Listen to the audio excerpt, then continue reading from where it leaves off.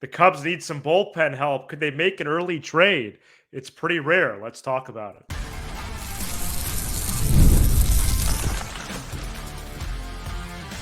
You are Locked On Cubs, your daily Chicago Cubs podcast, part of the Locked On Podcast Network, your team every day.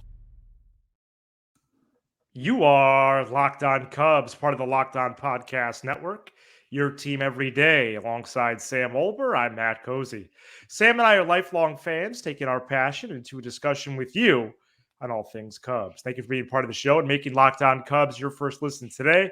And the best way you can help us grow the show is to listen every day, like the video, and comment anything below. Today's Tuesday episode is presented by Monopoly Go.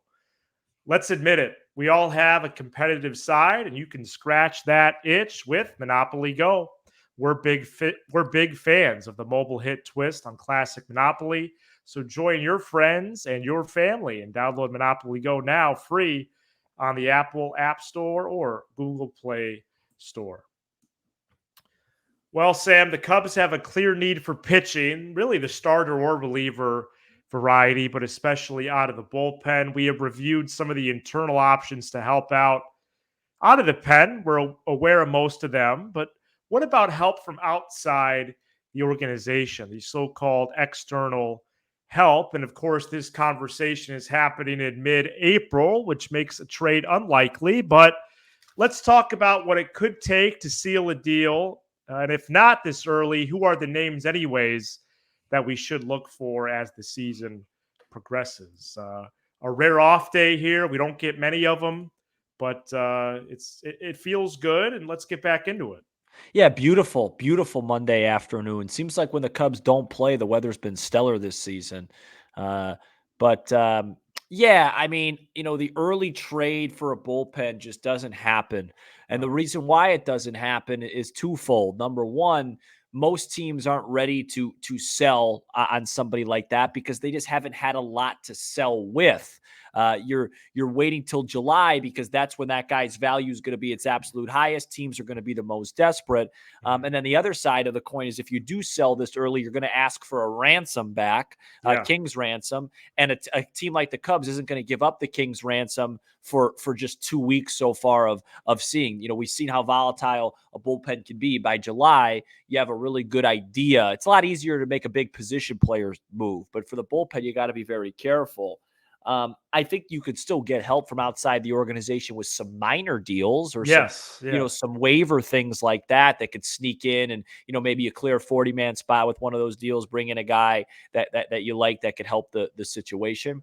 I personally think that it's one of those picture bases loaded, nobody out, 1-run game, nobody up in the pen. It's your inning type of thing. I think it's the Cubs inning right now when it comes to the bullpen to figure it out until about late June, July, and then they will get some outside help. I know you have some names that I think are nice to throw out in the early days to look out for July, look out for how those teams are doing, look out for how they're performing. But as of right now, I think the Cubs are going to have to solve this predominantly internally until they could get some help. And of course, Matt, that's the chicken and the egg, because the whole thing is if you could just keep your head above water and stay in this race and be in good shape by the deadline, then you'll get some outside help. But the easiest way to do that is to get the help right now. Right. So it'd be nice. It's this classic thing, but that's why spring training, people say it doesn't matter. That's why spring training matters. That's why it's important to get in good habits, judge the right way. In hindsight, somebody like Jose Cuas, if he didn't make the team and Keegan Thompson did, you have an extra win in your bank. Those things are really important, and the Cubs continue to struggle like a lot of teams do with the early season woes in April. But the big ones are the 8th and 9th inning guys as we've been talking about. Well, and they really do need the help right now. I know I'm a greedy fan, and so I was imagining and daydreaming about trades on Monday. And I did look up the list of rental pitchers.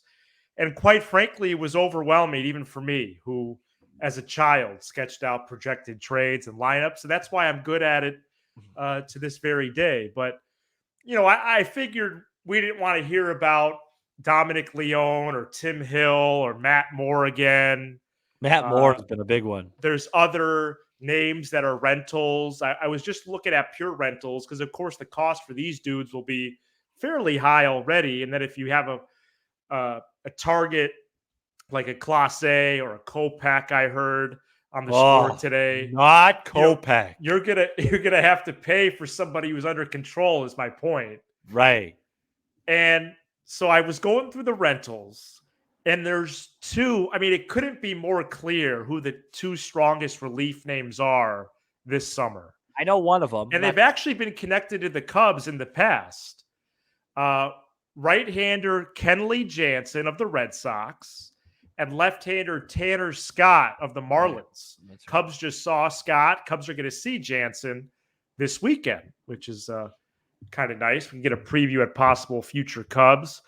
Both are closers. Both have closed most of their careers. In particular, Jansen, who's been a lockdown closer's entire career since 2010. Probably a Hall of Famer. Yeah, Dodgers, Braves, and Red Sox. Was an all-star again last year.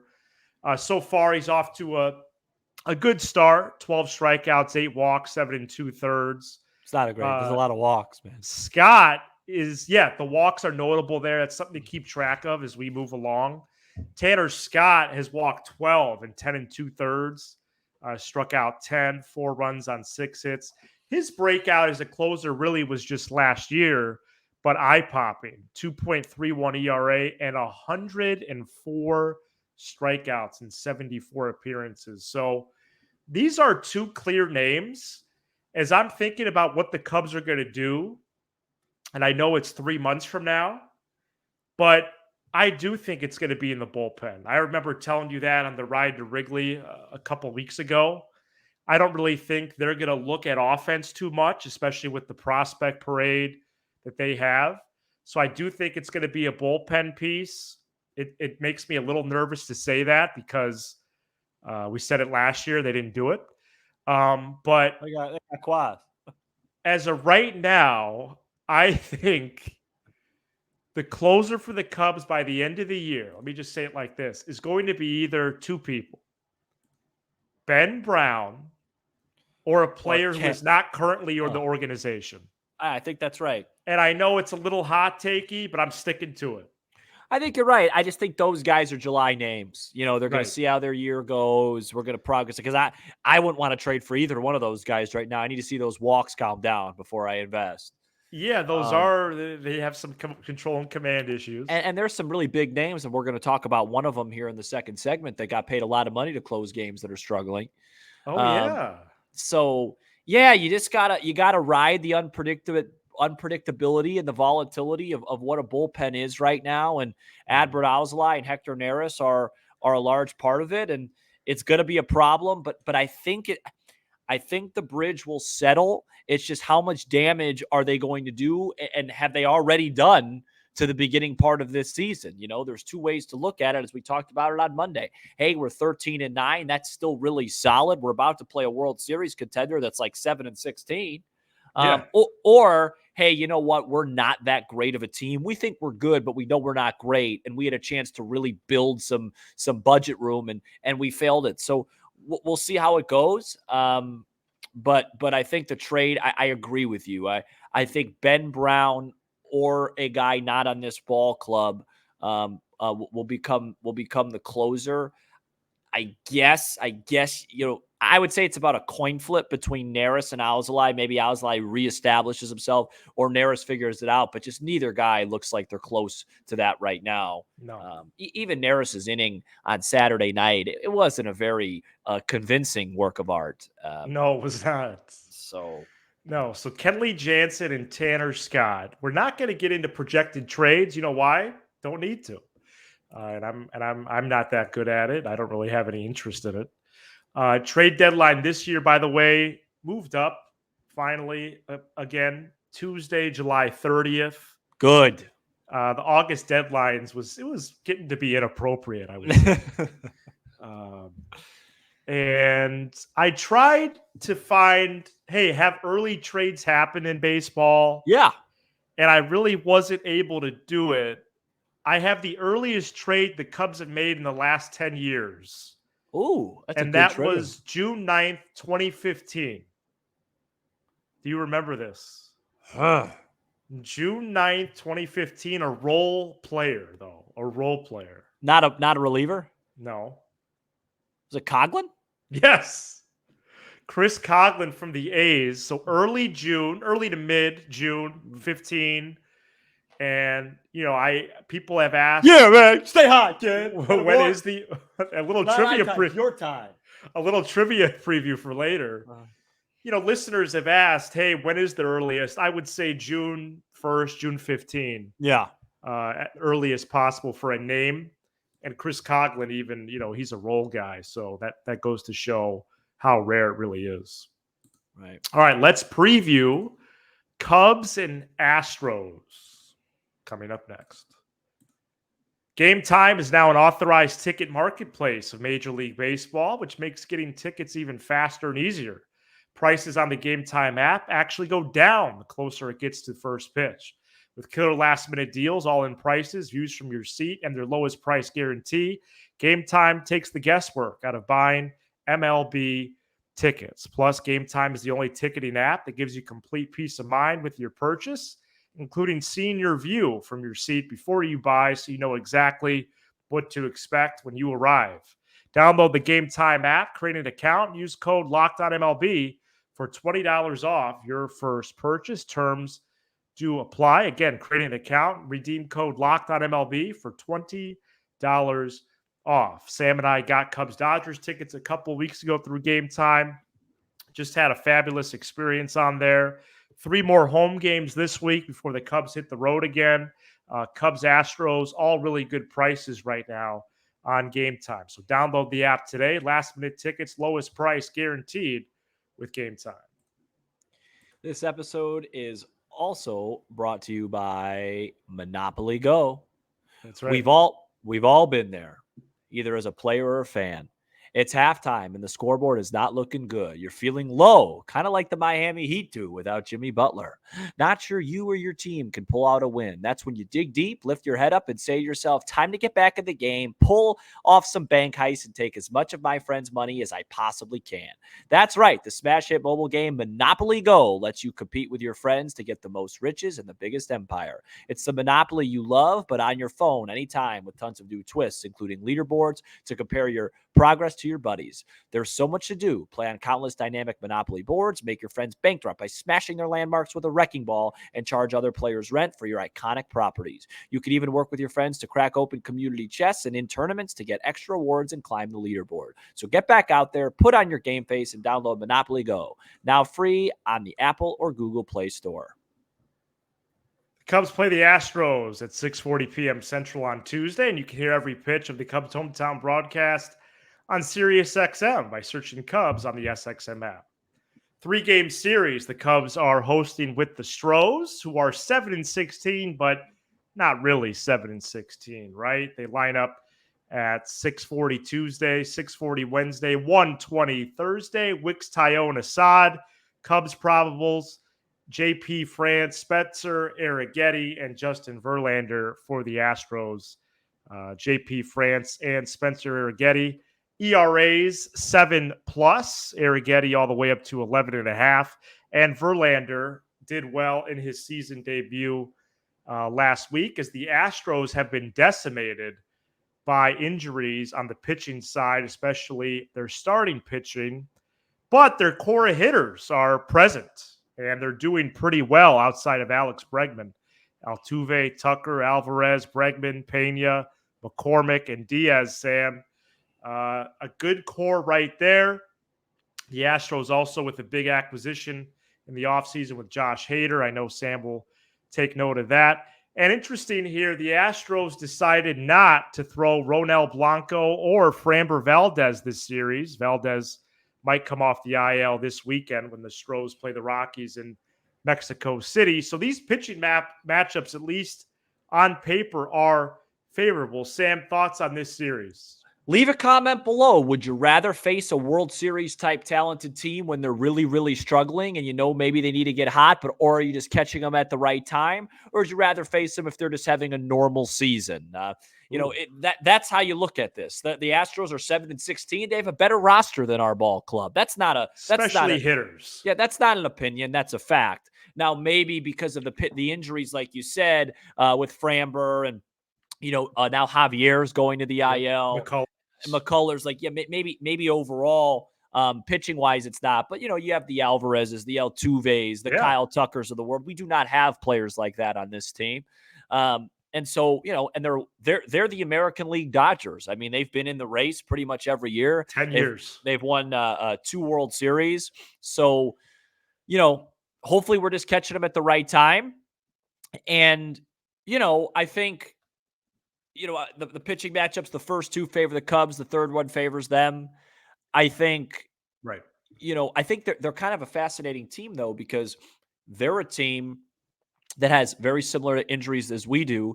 And then they actually went out and spent the big money on a closer. They got the $90 million man. They got the best guy in the business for the last 5, 6, 7, 8 years. And he hasn't been bad. He hasn't been terrible. He's been unpitchable so far. Wow. His ERA is double that of Adbert Alzolay's.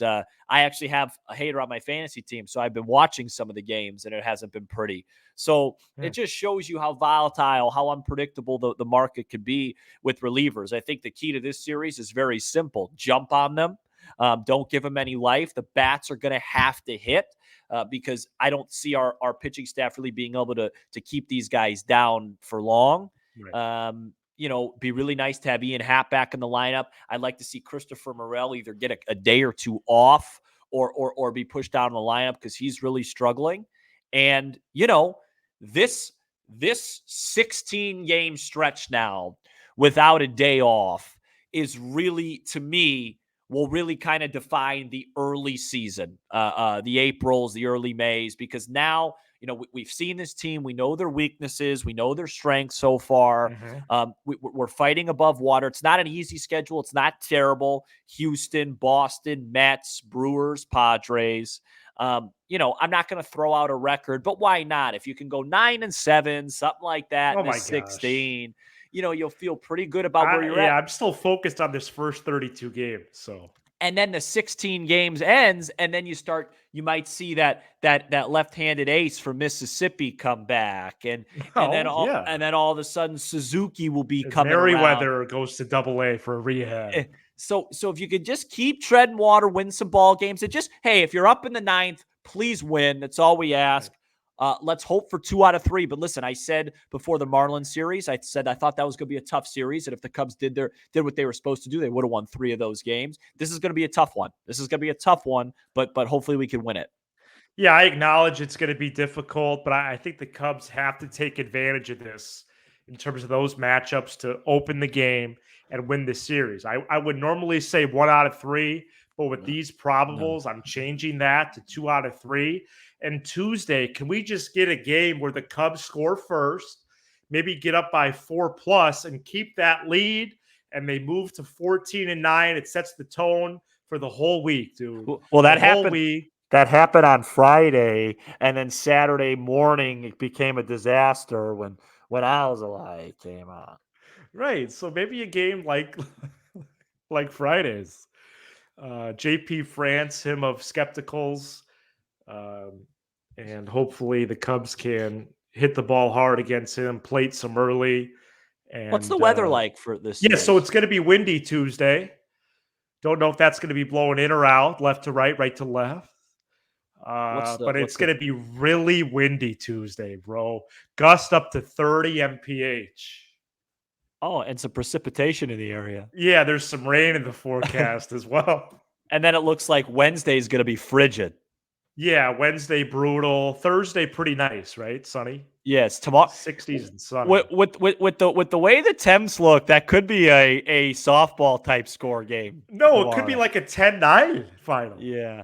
And then luckily the Cubs are on the road this weekend because I'm looking now at the 7-day and I'm seeing a lot of precipitation. Oh, really? I thought it was going to be like summer this weekend here. Oh, 75, 68, 63, but some chances of rain everywhere, man. Okay. So we do a lot of weather reports out here. And I believe Sunday night at Fenway, the Cubs are the ESPN slot. They are. Okay. I wasn't sure if you knew that. So yeah, all right. Yeah, they're the ESPN slot. I think they're the Fox FS1 on Saturday. Well, Cubs, Red Sox, 2 very big franchises that neither one of them likes to spend any coin. Yeah. All right, coming up next, we're going to close out with some trivia. Oh, been a while. Been a while. Today's episode is brought to you by Policy Genius, the country's leading online insurance marketplace. It saves you time and money so you can provide your family with financial safety starting today. With Policy Genius, you can find life insurance policies that start at just $292 per year for $1 million of coverage. Some options offer same-day approval and avoid unnecessary medical exams. Policy Genius helps you compare your options from top companies, and their team of licensed experts is on hand to help you talk through it. They have a team of award-winning agents who will walk you through the process step by step. Easily compare quotes from America's top insurers in just a few clicks to find your lowest price. Check life insurance off your to-do list in no time with Policy Genius. Head to policygenius.com/LockedOnMLB or click the link in the description to get your free life insurance quotes and see how much you can save. PolicyGenius.com/LockedOnMLB. Trivia Tuesday returns, I think, for the first time since the offseason. I think for the first time. I don't have a good history reference. Since the Obama administration. Well, maybe since the War of 1812. Oh, okay. Hey, Matt, real quick, can I give you a trivia question, even though it's not one because you know the answer? Yeah. Do you know there are 3 NL Central teams right now that have a better record than the Dodgers? 3 NL Central teams better record than the Dodgers. Wow. Isn't that crazy? Yeah, they had a tough week or so. I know it's only April, whatever, but it's just kind of crazy. I mean, the Brewers are the best team of all time, and right. the Cubs, and then the Redlegs are churning their way. All right, let's get to the trivia because it's Passover. I gotta go to my mom's. Happy Passover to everyone who celebrates. With 3 hits in Sunday's game against the Marlins, Cubs second baseman Nico Horner now has 15 hits in his past 8 games. Who was the last Cubs player to have more than 15 hits in an 8-game stretch? Was it A, Cody Bellinger, B, Ryan Theriot, C, Ian Happ, or D, Alfonso Soriano? I have no idea, and the multiple choice even makes it harder. Oh, well, then I'll give you the option for the next one. 15 hits in their last 8 games. Go Cubs. And the choices are Bellinger, Happ, Soriano, and Theriot. Yeah. I don't know the answer, man. All right. I'm just trying to think.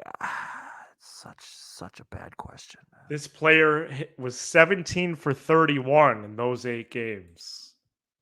Wow.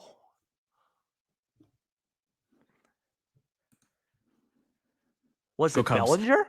Yeah, last summer. Bellinger, yeah. Nice job. Bellinger last summer did just that. Wow, what a hot streak. I knew 15 for 35 in his last 30. I knew it wasn't Soriano because he didn't get hot like that with average. It was homers typically for him. Yep. So it was the other 3. And I didn't think Happ did it. So it was Bellinger or Theriot. I thought maybe Castro had done it. Yeah. Should have put that in there, the multiple choice. Yeah. All right, I'll take it. All right, well, nice job. We'll be back. That's it? Yeah.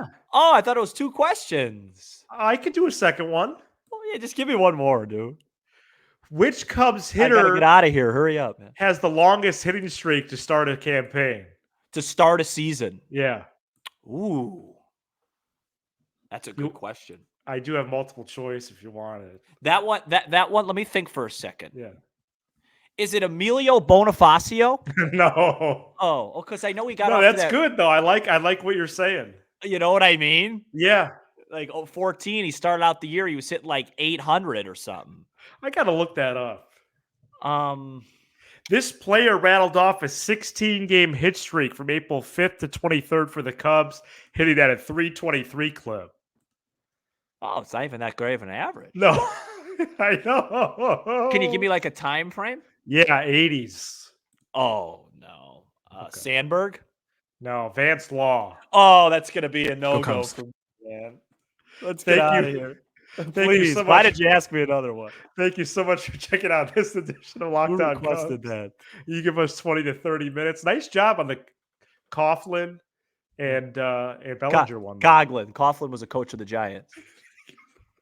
Tom Coughlin, 2-time Super Bowl winner, Hall of Fame coach, great defensive coach, rush 4. You give us 20 to 30 minutes. We'll give you all Strahan. things Cubs with a laugh or two along the way. Be sure to hit subscribe on YouTube, smash the like button for the algorithm, and leave a 5-star review on Apple, Spotify, and everywhere you get your podcast. Locked On New York Giants for a second. He's Sam Olber. I'm Matt Cozy. This is Locked On Cubs. Go Giants. Go Cubs.